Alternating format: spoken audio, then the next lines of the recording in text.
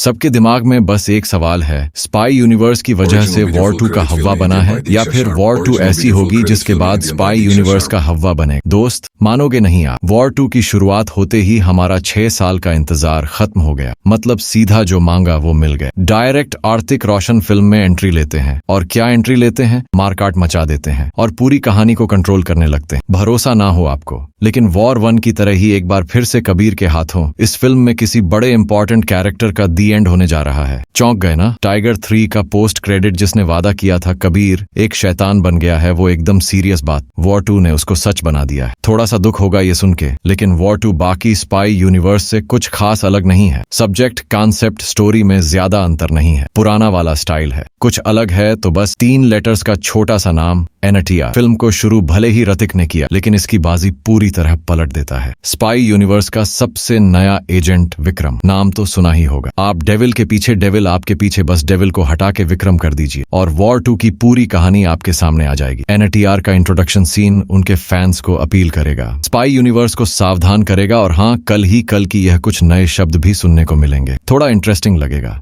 Hrithik fans बुरा मत मानना, लेकिन स्टोरी वाइज वॉर 2 में NTR का जो पास्ट से प्रेजेंट कैरेक्टर बनाया है वही इस कहानी का असली सरप्राइज है। उसकी वजह से ही वॉर 2 बनी है। अगर बुरा मानना ही है तो क्या एडवाणी के फैंस को मानना चाहिए, जिनको फिल्म में सिर्फ गाना बजाना करने के लिए रखा है। उनके सीन्स उंगली पर गिन सकते हो। जो ट्रेलर में दिखाया, जितना दिखाया उसके अलावा कुछ नहीं मिलने वाला। आपको ठग लिया गया है। ठगने से याद आया, दूसरी बार बैटमैन, सुपरमैन जैसी मूवीज की वजह से कहानी प्रेडिक्टेबल हो रही थी, जिसके साथ ज्यादा रिस्क ना लेना वॉर 2 की सबसे बड़ी कमजोरी बन जाती है। सरप्राइजेस, सीक्रेट्स, अनप्रेडिक्टेबल सिनेमा, यह सारे शब्द आप वॉर 2 के साथ नहीं जोड़ पाओगे। अगर ट्रेलर देखा है तो फिल्म में क्या होगा आप पहले से ही लिख दोगे बिना फिल्म देखे। लेकिन बड़ी चालाकी से डायरेक्टर अयान मुखर्जी ने अपने दोनों सुपर हीरोज का इस्तेमाल फिल्म को स्पाई यूनिवर्स में अलग जगह दिलाने का ट्राई किया है। HR वर्सेस NTR बराबर का एक्शन है, तगड़ा वाला स्क्रीन प्रेजेंस है, और कहानी में कौन फर्स्ट कौन सेकंड, इसको लेकर अलग ही कंपटीशन है। गाड़ी से लेकर ट्रेन, एयरप्लेन, पानी, हर जगह दोनों का युद्ध करा दिया, कुछ नहीं छोड़ा। और ये सारे सीन्स टोटली पैसा वसूले हैं। और एक सीक्रेट बताऊं, नजर नहीं आए, लेकिन वॉर 2 का कनेक्शन वॉर 1 से भी जुड़ा है। लेकिन किस तरह जुड़ा है, कितना उसका इस्तेमाल हुआ है, आप खुद डिसाइड। फिल्म में 400 करोड़ का जो बजट है ना, वो इसके VFX को देखोगे तो लगेगा पैसा डूब गया, लेकिन एक्शन सीन्स पे पैसा दिल खोल के उड़ाया।